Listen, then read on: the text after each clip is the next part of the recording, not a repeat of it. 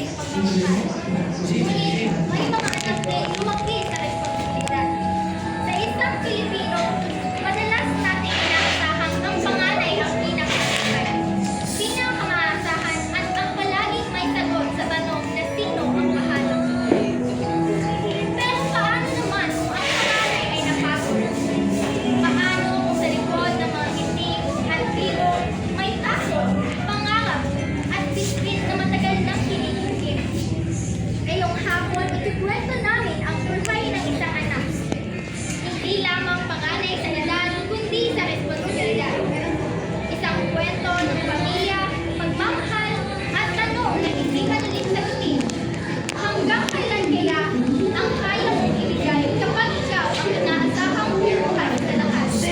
Ito ang kwento ng isang panganay.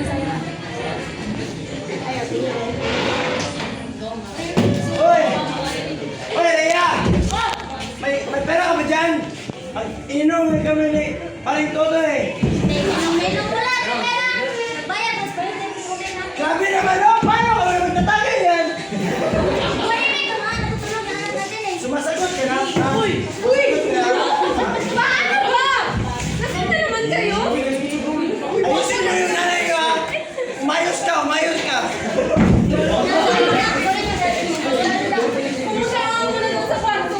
Umayos ka!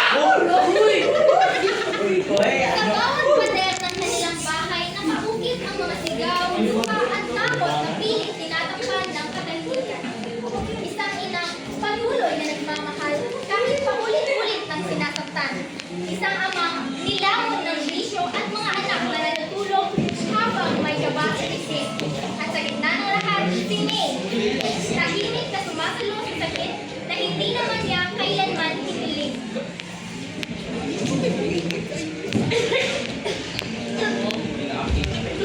Nay! Nay! Pauwi na po ako. Congrats. Nay? Nay? Nay!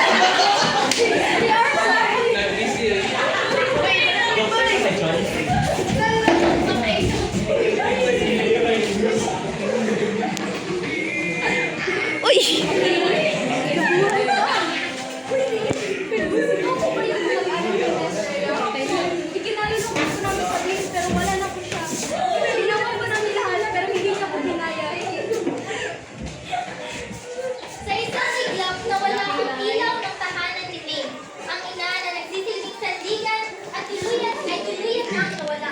At sa araw na ito, ilaw ang kanyang inaang pag-ibig, hindi ang kanyang pagkabata.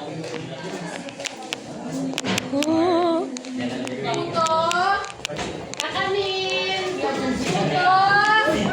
Kakanin! Puto! Puto! Kakanin! Puto! Kakanin!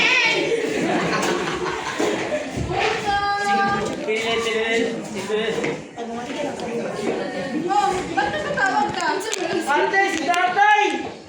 Ano? Disgrasya! Grasya? Sandali, nasan na kayo? Ate, nandito po kami sa hospital! Sige, sige, mapunta ko dyan.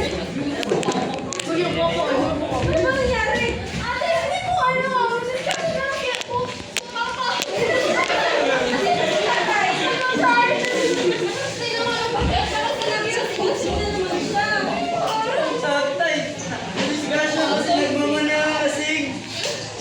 Sabi ng doktor, kailangan na magpapa-opera. Opera?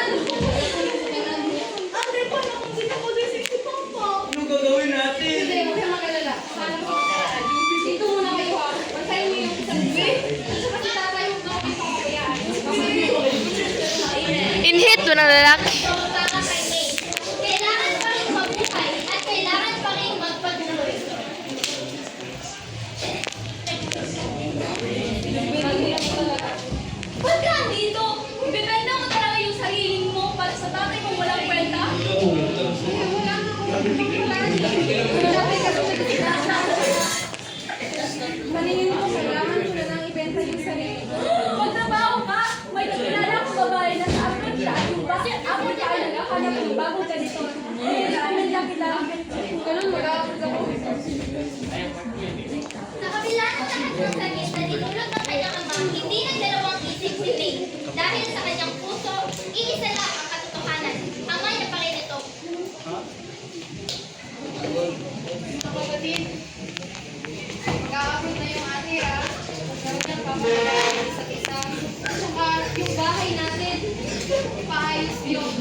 nagpapadala ako sa iyo buwan-buwan. At saka, kahit kayo ng pag-aaral, huwag na huwag niyo lang pabayaan yung isa't isa. At saka si tatay, kaya sa bahala sa kanya. Hindi na kayo.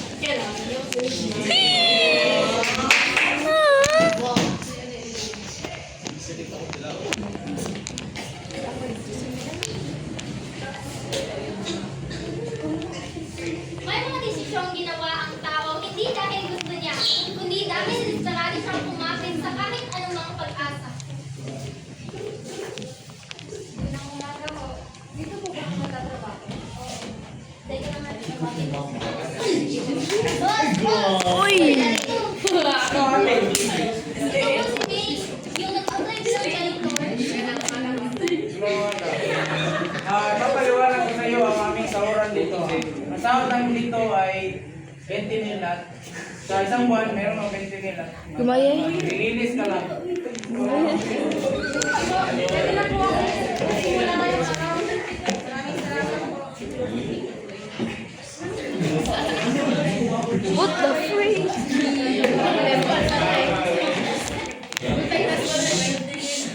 Pagod naman. Tasawagan ko nga muna sila. Nandun sa Pilipinas. Salalan, salalan, Ate! Ay, ate! Uy, kumusta kayo dyan? Okay lang naman po. Yung bahay, naipaayos nyo na ba? Oo, okay lang po. Tingnan mo po. Yung bahay natin, no? Baliw. Kumusta yung pag-aaral nyo dyan? Okay lang naman po. Okay lang po, ate. Sige, mag-ingat kayo dyan ha. Tsaka baka hanapin ako ng gusto eh, kaya maglilinis muna ako. Sige po. Bye po, ate. Sa halip na kapalit ng katawan, ang hinihingi ng tadhana kay May ay lakas ng loob. Iniwan niya ang pamilya, ang sariling pangarap, at ang bansang kanyang mahal para sa isang trabaho hindi naman makangal sa paningin ng iba, pero makangal sa puso ng isang anak. Ay, iba talaga ang buhay pag nasa city, no? Kaya, grabe yung feeling kasi uuwi na tayo kayo sa Pilipinas. At saka, kumusta na din kayo yung mga kapatid ko? Yung bahay, at saka yung mga pinadala ko sa kanila every month. Sure mo talaga yan. Sure ako na proud sila sa iyo. Malayo man sa tahanan, malapit naman sa puso ni May ang kanyang pamilya. Sa bawat patak ng pawis, bawat pagod, bawat luha, may patutunguhan. Para sa mga kapatid, para sa ama, para sa pangarap na balang araw uuwi siyang hindi lupil na utang, kundi matagumpay. Bakit parang iba yung bahay? Ba't parang walang pinagbago? Baka mali lang yung dinaanan ko. Tawagan ko nga sila. Salalan, salalan. Salalan, salalan. Jojo, dito. Salalan, salalan. Hi, ate. Uy, sige, tagal nyo. Sumagot. Nasaan ba kayo? Nandito po sa bahay. Nasa bahay? Oo po. Eh, kumusta ba kayo dyan? Okay lang naman po. Ba't parang may naririnig ako boses nila sa bahay? Silipin ko na. Ganun ba? Eh, sige, magpapaalam muna ako ha. Kinamusta ko lang kayo eh. Sige po, bye-bye po. Tao po! Saan na yan? Tingnan mo nga. Tao po! Ate?